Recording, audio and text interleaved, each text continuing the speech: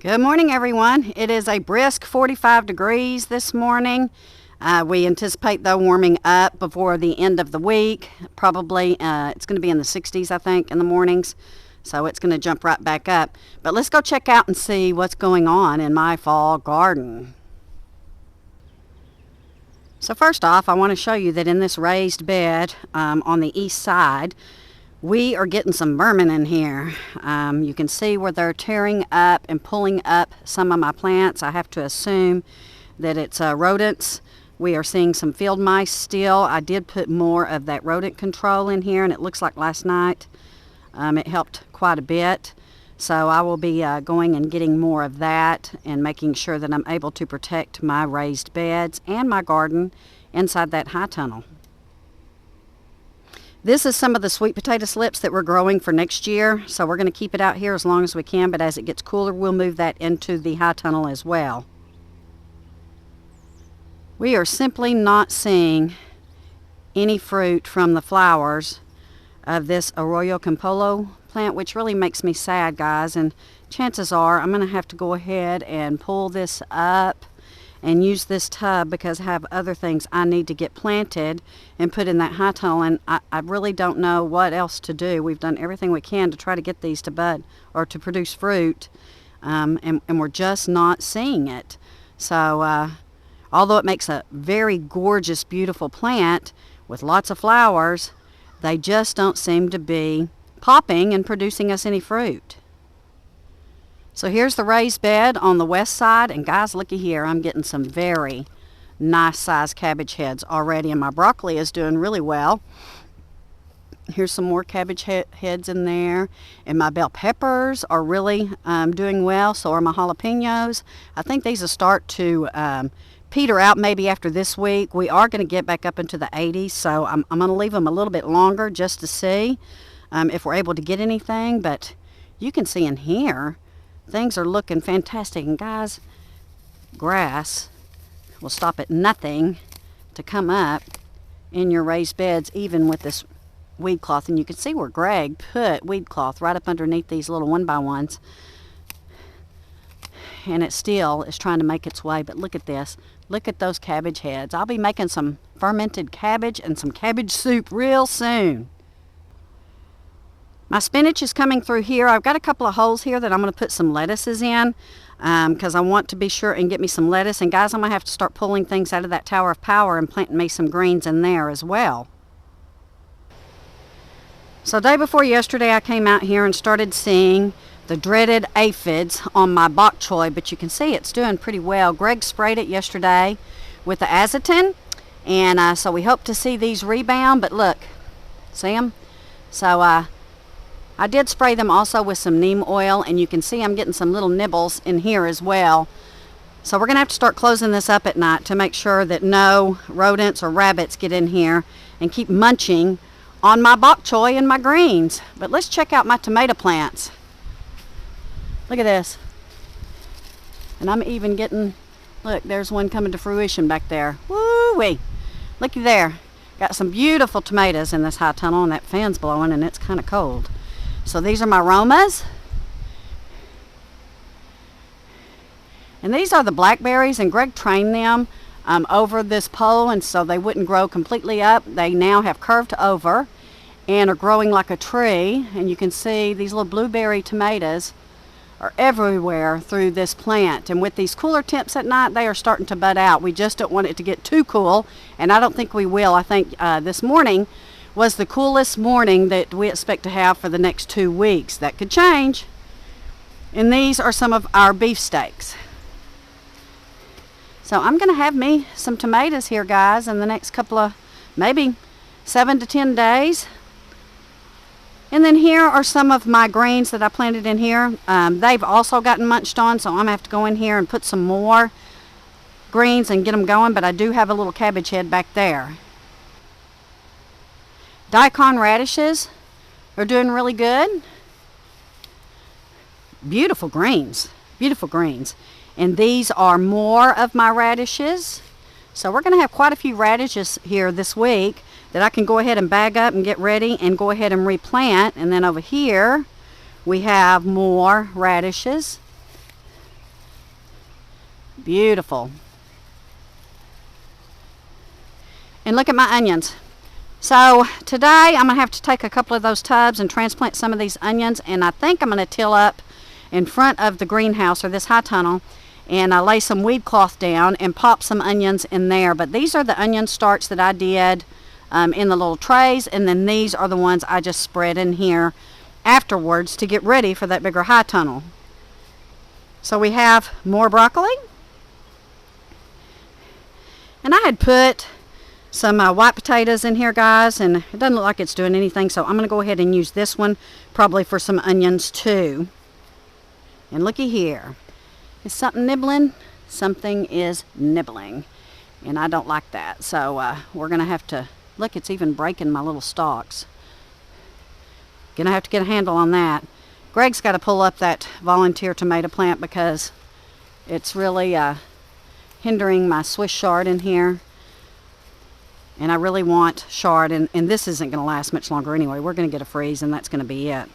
Or a frost. And look, something's eating my kale here. Guys, I've got to get in here and start paying attention, and we're going to have to close this thing up. So here is some kale, chard, broccoli, something's nibbling on it, kale, and chard. I'm really going to have to get serious about the rodent problem. We really don't like killing anything, but we can't let it come in here and continue to destroy this garden.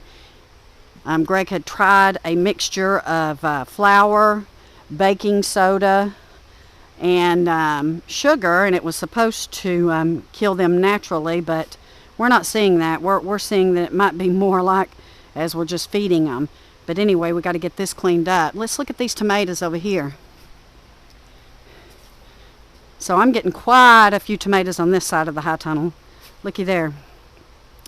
We are way further ahead than we were this time last year whenever we planted our tomatoes for our fall harvest, and they are looking pretty darn good, I'd say. What do you think?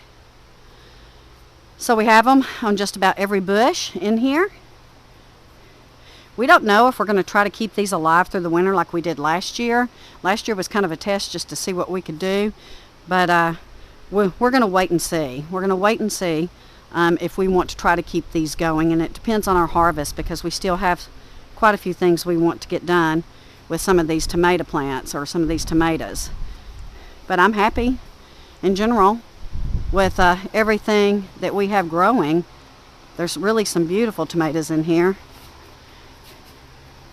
And this is really one of the first times that I've been able to harvest tomatoes this far into the fall, because by the time they're ready, it's probably going to be November. We're at the middle of October right now, but here is a general view of the high tunnel and everything growing.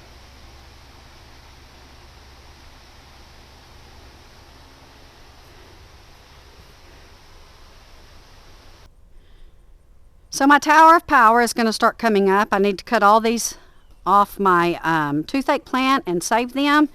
This is some of my eucalyptus. Look, this is my holy basil. This is going to go in the freeze dryer, guys, to make me some tea.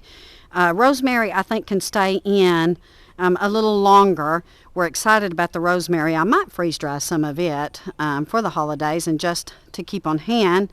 Calendula is coming to an end in my mullein, and I think I'm going to make a mullein salve like I did yesterday with that calendula. Look at this sage, and it smells so good. And then I have some fennel here. I've gotten behind on my transplants. I'm going to have to put some of these in some little 4-inch pots today, guys.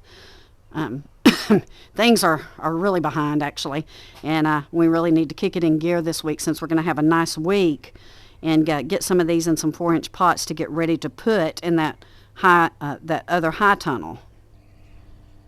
And here are more of my transplants. This is my Ice Queen lettuce. Oops, sorry, I dropped my thing.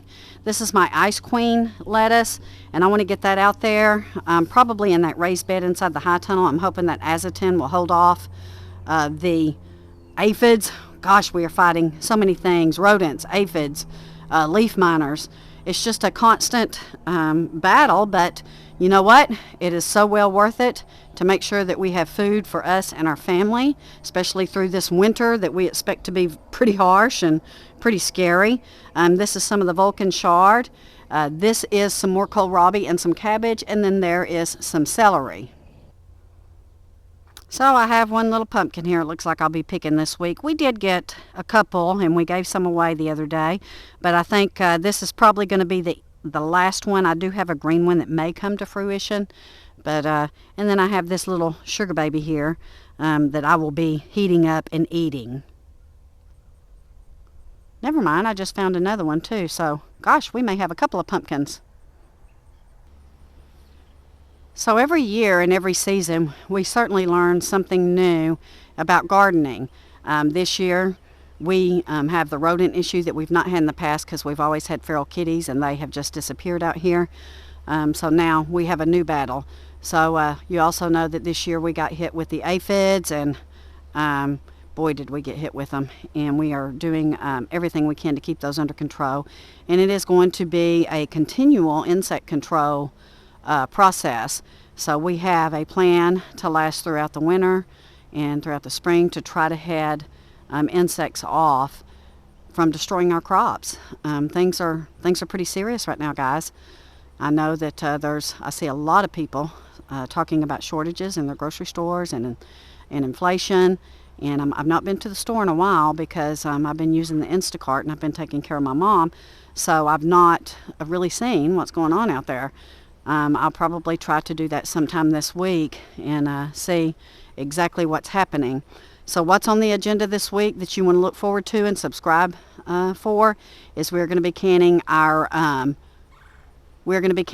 sweet potatoes, and we are going to be doing some more freeze drying with that Harvest Right freeze dryer, and I'll put the link to that below so you can check that out.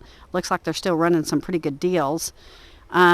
And we're going to be working this high tunnel and getting more things planted and transplanting my seed starters up there. Greg's going to try to get the 2 end walls on that high tunnel this week.